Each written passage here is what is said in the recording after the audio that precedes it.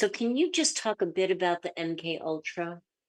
Yeah, well, I co-organized a 2023 Montauk Adventure Tour, which was Yeah. the 80th anniversary of the Philadelphia experiment, which took place August 12th, 1943, with the USS Eldridge, where Mhm.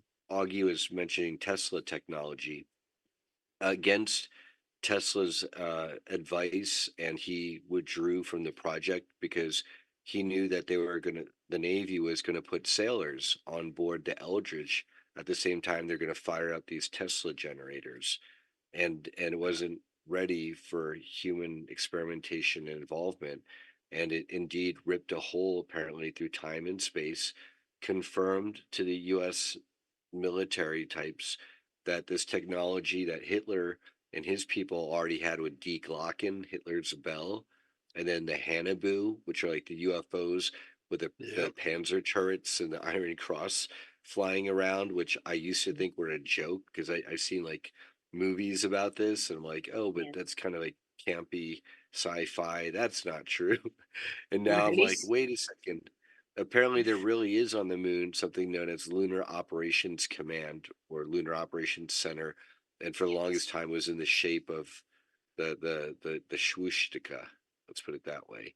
Yep. And it's since being filled in with other buildings so that it's less obvious. But um, having co-organized that tour with a lot of people who had survived the Montauk Project, which was basically a negative time travel project for the most part to put us onto a negative timeline, even though many different elements have been involved at the Montauk Project at that base Camp Hero Army base at the very east end of Long Island, New York State.